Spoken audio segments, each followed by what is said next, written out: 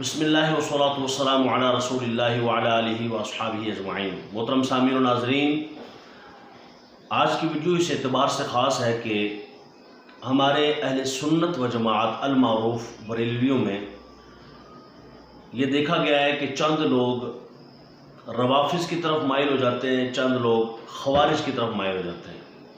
تو آج موضوع ہے حسام الحرمین کے حوالے سے اور تمہید الایمان کے حوالے سے۔ خوارج جن میں وہابیوں کا ہر سیٹ اور ہر فرقہ آتا ہے، چاہے وہ محمد بن عبدالوہاب نجدی کو ماننے والے دیوبندی ہوں، چاہے وہ اہل حدیث آج کل کے کہلانے والے ہوں، چاہے وہ محمد علی جیلمی والا جیلمی فرقہ ہو، چاہے وہ ندوی ہوں، چاہے وہ مودودی ہوں، جتنے بھی اہل وہابیہ ہیں وہ سب جو ہے خوارج میں آتے ہیں۔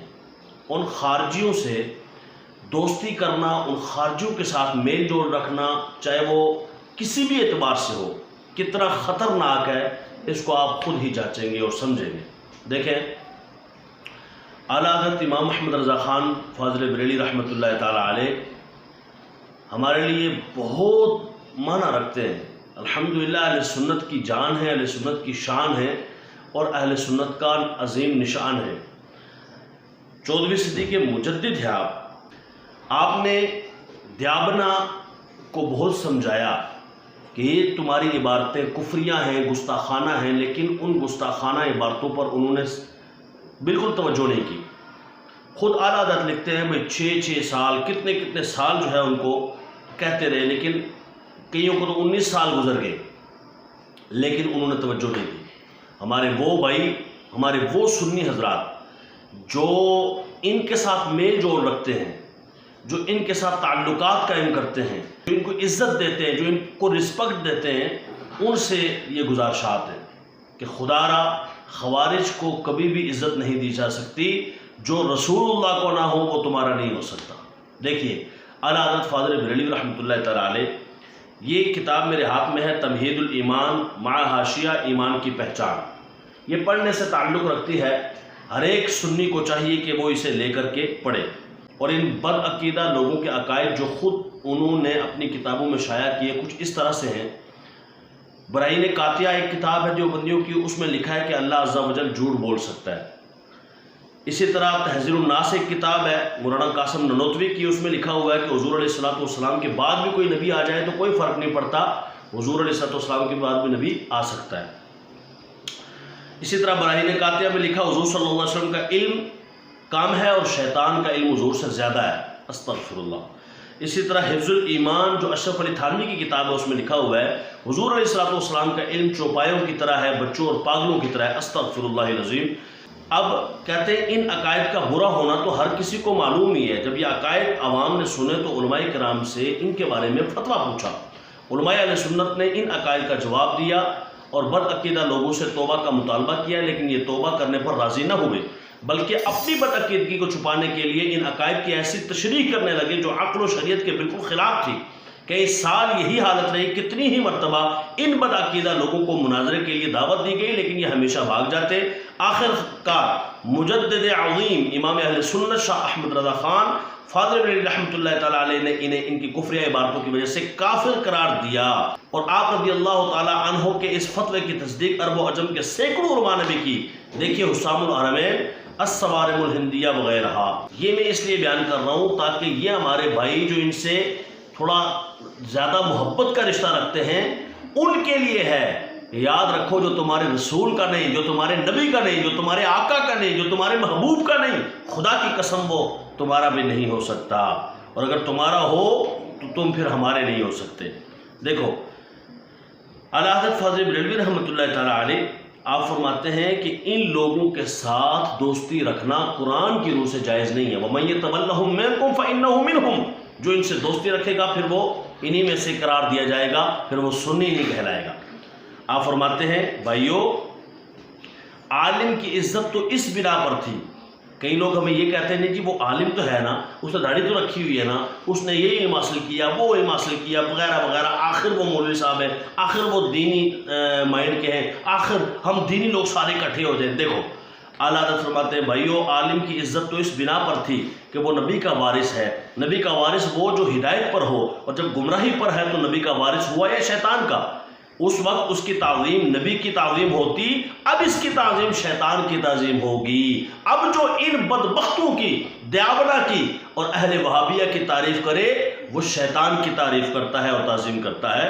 और ये इस सूरत में है कि आलम कुफ्र से नीचे किसी गुमराही में हो, जैसे बद मजहबों के उलमा, फिर इसको क्या पूछना जो खुद कुफ्र शदीद में हुआ, उसे आलिम दीन जानना ही कुफ्र है, ना कि आलिम दीन जानकर उसकी ताज़ीम।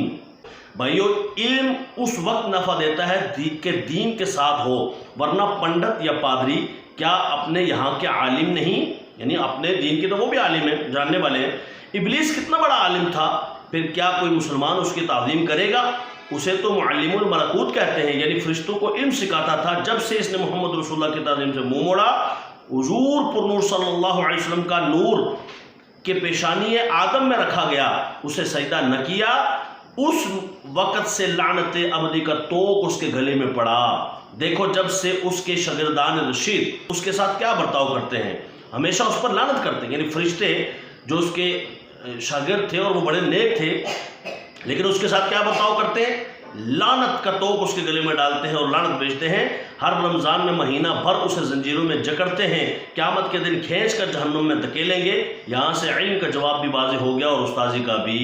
भाइयों, करोड़ अफसोस उस दाए मुसलमानी पर कि अल्लाह वाहिद क़हार और मोहम्मद रसूलुल्लाह सल्लल्लाहु अलैहि वसल्लम से ज़्यादा उस्ताद की बुकत हो, अल्लाह और रसूल सल्लल्लाहु अलैहि वसल्लम से बढ़कर भाई या दोस्त या दुनिया में किसी की मोहब्बत हो। ऐ रब, हमें सच्चा ईमान दे सदका अपने हबीब सल्लल्लाहु अलैहि वसल्लम की सच्ची रहमत का, आमीन। बस ये बताना मकसूद है कि खुदारा हमारे अहले सुन्नत के वो लोग जो इनके साथ इलाका और ताल्लुक़ रखते हैं, फिलफोर इनको अपनी ज़िंदगी से ऐसे निकाल दे जैसे बंदा मक्खी को या बाल को मक्खन से निकाल के बाहर फेंक देता है, इनको बिल्कुल निकाल दीजिए। और अगर ना निकाला गया, वमन यतवल्लहुम मिनकुम फइन्नहु मिनहुम, तो कुरान का ये फरमान सामने रखिएगा। अल्लाह फरमाता है जो इनसे दोस्ती करेगा तो फिर वो उन्हीं में शुमार होगा, फिर वो सुन्नियों में शुमार नहीं होगा।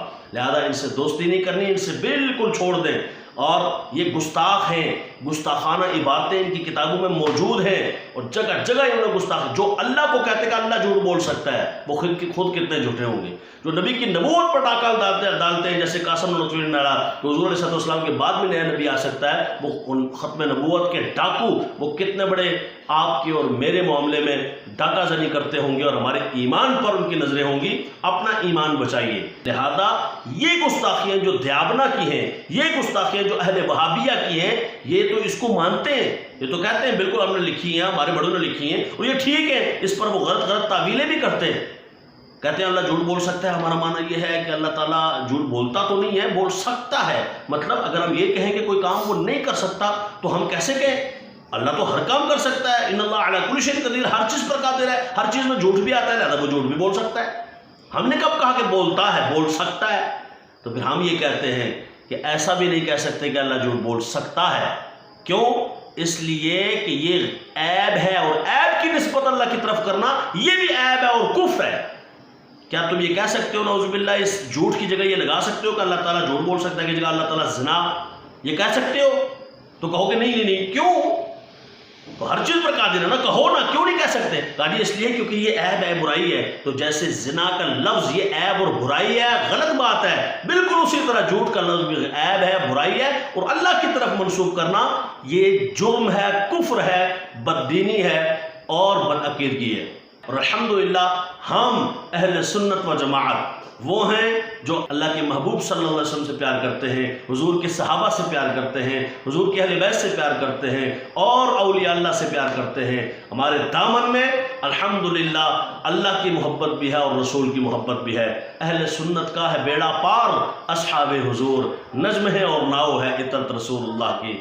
अल्लाह ताला समझ की तौफीक अता फरमाए और हमें इन खारजियों से बचने की तौफीक अता फरमाए।